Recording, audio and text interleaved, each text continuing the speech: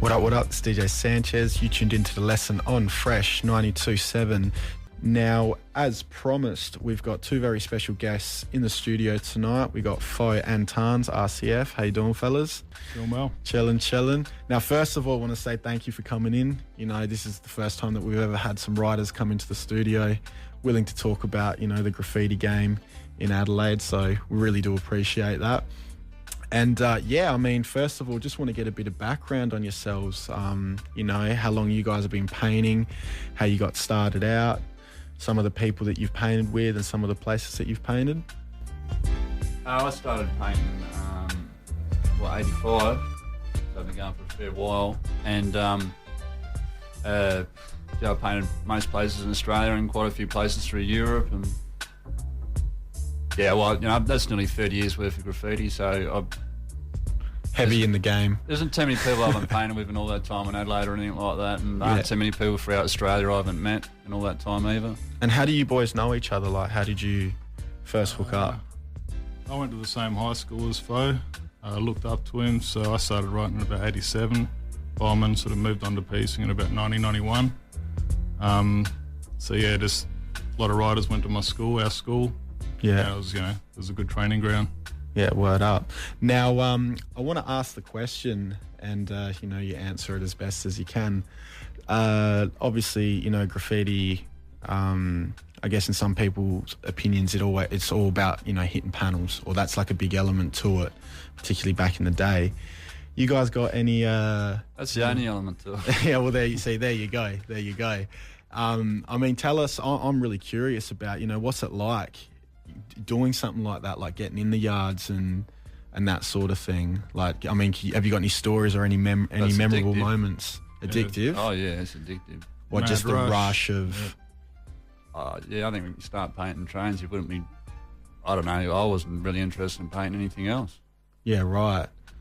Yeah, you just wouldn't bother. So you originally just started painting panels? Oh, no, nothing like that, no. I started just doing shit tags and all that sort of thing and getting picked on, and as you do. Just like anybody else, it's no different at all. I'm an older writer, but I'm not the oldest writer or anything, you know. There were guys around before me, because how did I get into it, you know? And, you know, there were writers in Adelaide tagging by at least 83, and there were pieces and quite a few writers and stuff around by 84. So, you know, and then I start in 85, so there's quite a bit of history before that. But I don't know, just starting off doing small tags, and you just go from there and start a few pieces and get a bit better and get a bit braver. And we just tried the yards once and just liked it and kept going. And was it? And you meet other people that are doing them. And do you think it was a lot easier to do back then? Well, no, not really, because it's all in a frame of mind sort of thing. I mean, I'm sure we can have this conversation in 20 years' time. People are going to say now is a joke compared to what's going on then. Yeah. But I can tell you, when you're 14 or whatever and you're going to a yard, you're not, you're just lying to your parents and all that sort of crap to get out, and you can get in all sorts of trouble. Look, when I went to Gawler, which is the first yard I went to, we didn't even know where Gawler was. We just knew there was a train yard out there. We'd heard about it and so we caught the train out there and stayed overnight and hit it. And then caught the next train back. We had no idea how you really did. No one took us. No one held our hand. There's no instruction book or any of that sort of thing. You just go and give it a go. Yeah, right. And I don't know if there was security or how the security worked or anything. You just test the water. So did you go out there with people that had done it before? Or did you guys just? Two of us went out on our own, and we ended up meeting. I went with Cage. Cage and I organised to go there on the train out, the last train out there. On the way, we met Risk TDC. He ended up coming with us as well. The three of us had never been there at all to a train yard.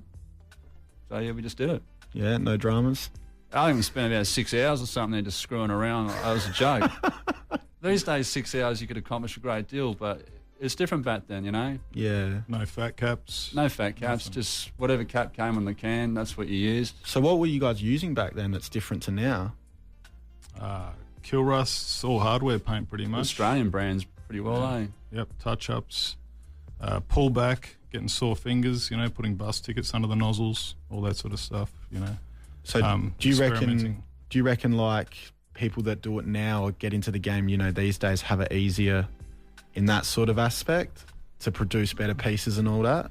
A lot more inspiration with the internet, everything like that. The paint is designed for artwork, you know. Paint we used to use was pretty watery, pretty hard to get clean lines out of. So, I don't know, it's, you know, depends on the person, how dedicated you are. You know. Oh, yeah, different sets of obstacles for every generation. Yeah. But yeah, definitely, I mean, you can go to a paint shop now, you know, a graffiti shop, whatever you want to call it, and just everything's laid on there for you. Yeah, yeah. You still, you know, if you can't use it, you can't use it, but it's there for you. Whereas before it was more about a bit more pioneering sort of crap, you know, and using shitty paint and just make and do. And trying to source good colours was an uphill battle. Yeah. Like you go to a solver and the fresh greens are always gone, you know. And you sure as hell didn't buy it. That's a different concept these days. People going out and buying all this paint and all that. That's an absolutely ridiculous concept. Yeah, now that was my next question. Well, I didn't have any money, man. I don't know about anybody else, but I don't understand how people have the money these days. Old blokes Kids and have got graffiti cash. writers for years, you know. Yeah. So you guys used to just go out there and take all your paint? Yeah, liberated. Yeah, liberated. That's how I'd like to put it. And who are some of the writers that you guys grew up, you know, looking up to and aspiring? ABSK sort of got me into graffiti. A guy called Twisted and Phoa. These guys all went to my school and they were all really gifted at what they did. Obviously tents, you know, I was riding Belair Line from 87 onwards, seeing a lot of chrome tents, Phoa, wiki stuff, plea, rank, yeah, all the old legends, you know, the mid-80s guys is what I was looking back on, yeah, inspired by. And did you guys, you know, also look out for a lot of dudes overseas? Not back then. Very different back then like that. Yeah. The guys I looked up to, like Wiki and Style and Bomber and all these old school sort of guys and that, and then all the other guys that AK mentioned, you know, I sort of painted with a lot of those guys as well. So yeah, definitely they inspire you, and hopefully I inspired them at the same time and all that sort of thing, and you feed off one another. But it was a completely different scene back then, no internet. You sent a letter to somebody, you know, you're just taking time to get there and get back and all that sort of thing, or they might not reply if you found a pen pal. It was just very, very sort of stagnated sort of networking going on, and that was very hit and miss. I mean, no mobile phones even, you know, you're going to meet somebody, make sure you show up. If you don't show up, then you don't see one another, that's it. Yeah, yeah. And to see graph, you had to get out there, you had to, you know. You had to actually, you couldn't just go online. No, you can't just sit in your bedroom looking at the computer screen. And people posting photographs around, that sort of thing, but yeah, definitely no forums and all that sort of stuff. Yeah, no shops to go to buy these. You had to go to the library and hopefully you could steal something somewhere, or because graffiti writers didn't make their own books or anything back then. They didn't make their own magazines really earlier on, and they did a bit later on. But then, and then these days it's very different as well, because a lot of these graffiti shops that are being run, you know all the people. Yeah. You know, so and it's different. Who were the dudes that were really killing it in the 90s? I mean, who were some of the crews and what lines did they? You know, it's still, to me, it was mainly, you know, 4 or 5 main crews doing the most. You know, I could be wrong, but that's what I saw. RCF, 7-3A, NA, TDC, JBL, and sort of, I reckon they were the main ones. I mean, a little bit before that, you had FTP. They did a lot, CSI, but they sort of went on. USN as well. Yeah. You know, they've sort of been around for a long time. A few changes throughout the years to a lot of these crews. And did everyone sort of paint their own lines, like crews stuck to their own train lines type thing? Well, when I was painting, everybody knew everybody, so you had no choice but to paint with everybody and sort of, you know, on different lines and all that sort of thing. Yeah. And that's the whole point of being all city. There are some people these days, I know I'm not going to mention names or anything, but they just stay in their own neighbourhoods and only paint that one neighbourhood. That's a little bit retarded. Well, it really defeats the purpose, because the whole point is you're supposed to get your name out as much as possible. Yeah. So why just paint your own neighbourhood? But I suppose if you're going to just post photos on the internet and that sort of thing, maybe that ticks that box. Yeah. But real writers don't appreciate that sort of shit. Real writers want to go around and see different pieces in different places and go, wow. This dude's been here. I love going to Port Adelaide sometimes and you see a tents tag and what the hell was that dude doing out here? Yeah. Probably on the way to the football or something, but nonetheless, it's like, cool. It's outside the box, and I dig that shit, and that's the stuff you pay attention to. Yeah. You know, I'm not going to go to such and such's neighbourhood and only his neighbourhood to see what he's doing, what she's doing or whatever. They've got to come to me. I don't want to go looking for their stuff. It should be in my face. Yeah. That's the way it should be. And what do you think about? I mean, what do you think about the I guess the culture nowadays in comparison to back then, in regards to, say, for example, quality and the way that people go about, doing their thing? Do you think it's progressed? Do you think that people, I don't know about a progression, but it's different. How so? I don't know. I'm a bit old-fashioned with it all. I think it should all be about lettering and all that sort of thing. You should just bang on about the name. Name. That's what it's all about. It's like a logo. It's a business. It's advertising. Name. Yeah. These days you got crews that are called 6 different things, and people I can't even remember who these people are. That's a really poor advertising concept. Because people the same name drilled into somebody's head the whole time, so everybody knows that's what it is. Yeah, because otherwise people can't keep up. Maybe it's this or maybe it's that. Well, that's a bit sort of nondescript. And do you reckon that they're doing that though to keep a low profile from authorities? What's the point of keeping like low profile? The whole idea is to be in people's faces. You wanted to piss the authorities off. That's that was the aim of the game as well. And still keep undercover, like they don't even know who you are. A lot of cat and That's mouse the trick. going on. These days they just don't even need to come looking for you, do they? They just find you on Facebook or some shit. Yeah, I mean, what do you think about that? Like people. Well, again, I'm very old-fashioned about that. I can't believe some of the shit I see on Facebook. That's what I'm thinking. 20 minutes after they've done it, it's like, whoa, I wouldn't be doing that, but each of their own. And videotaping yourself doing stuff and sticking on YouTube, and that's strange. Yeah, I mean, I guess you guys. I'll just write your name and address on it and post it to a local cop shop. It's just retarded.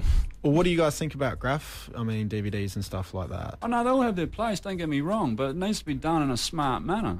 Yeah. Some guys are a bit smart about it. There's no point going to a yard and painting a train of your shirt off if you're covered in tattoos. This is just illogical stuff that I just shake my head at. But some people do it the right way. Yeah. And you got no idea who they are, and they just keep hitting the system and rubbing the authorities up the wrong way and all that sort of stuff, and that's all really cool. And do you reckon they tend to be the older generation as opposed to the young? Look, people. You get riders of every generation either know what they're doing or don't know what they're doing. Yeah. So I'm not going to just slag off all the younger blokes. There's some good guys out there. Who are some of the young dudes that you think are, worth looking out for? People that you think, are doing their thing in a good way? I see Gags is painting a lot, doing some really nice stuff. OFK lads, they're killing it. Roger... Thoughts, they're all doing their thing, doing it well. Akins, like his hand styles, pieces too, real nice, clean. So this dude's coming up. Yeah. Watch, there's always somebody coming up doing their thing. Definitely. And I want to ask you guys, what's do you guys have a particular moment or a particular place that you really remember hitting, whether it's a yard or, for whatever reason, whether you got chased or whether it was just a burner, or preferably a chase story would be something that we all love to hear. For me, probably down in those dark rat-infested tunnels in New York, that was quite an experience. Yeah, right. I reckon that one will stick with me till the day I die. I got to admit, mine's pretty similar as the Prague subway. Yeah? Yeah, we got chased doing panels there, but just the whole experience in that. Yeah, no, it was pretty freaky, man. It wasn't New York, but it was the closest I could get to it. And what, did you guys get to finish what you were doing, or? No, I got halfway through it and all the lights came on and these blokes are jabbering at me in this bloody, check. And, it didn't take a genius to work out it was time to go. It was frustrating, man. I was just about to outline. We finished, but it was like our third or fourth attempt at different spots. So, there's a lot of shit that we went through to get that done. Yeah, right. Which was, all good memories now. So, and that was in New York? Yeah. How long ago was that? 06. Yeah, right. Yeah. So, jeez, man, that's what, 7 years shout now? out to Puby. Word. Now, I also wanted to ask you what your opinions are on the free for all in the city. Yeah, it serves a purpose. It's getting pretty messy around there. I see, just the surrounding areas. I don't know if it, if it's going the way the council wanted it to go. Probably not. Yeah. I'm not sure how they wanted it to go. Yeah. Like what they actually expected. They expect they're just going to supply one free wall to everybody in the whole state, and that's just going to satisfy. Yeah, that's ridiculous. Yeah. They're confused, they're just trying different things. Yeah. Well, hopefully they're listening so they get a bit of an idea. I need quite a few more of those, and it needs to be regulated in some shape, way or form. I don't know how. That one down, the bridge is a bit of a bloody mess. But in a strange way, I sort of like how it's getting a bit out of control as well on that, because that's the nature of graffiti. Yeah. You just want You just can't tame it. So I don't know why they can just think everyone wants to be legal graffiti writers and wants to paint this one spot. And because they don't understand the culture. Yeah, it doesn't mind that it only lasts 10 minutes or whatever. And, well, it's not going to satisfy anybody. I don't understand why people get shitty when their pieces get gone over in half hour. Oh, yeah, you can't expect anything to stay there. That's ridiculous. Free wall, like an 8-year-old kid can go up there and paint on there with crayons if he wants. Or you have to get a photo and walk away. Yeah. Yeah. Now, on that topic, I mean, you know, what do you think of the unwritten rules of going over someone? Yeah, I think they'll stand forever, you know, like if you go over something, you got to burn it, or you got to be able to whoop that dude's ass, you know. But yeah, you know, tags it comes down to might is right at the end of the day, unfortunately. Be nice if there was honour in that, but yeah, it doesn't always happen that way. If you can't fight, you better watch yourself. Yeah, true that.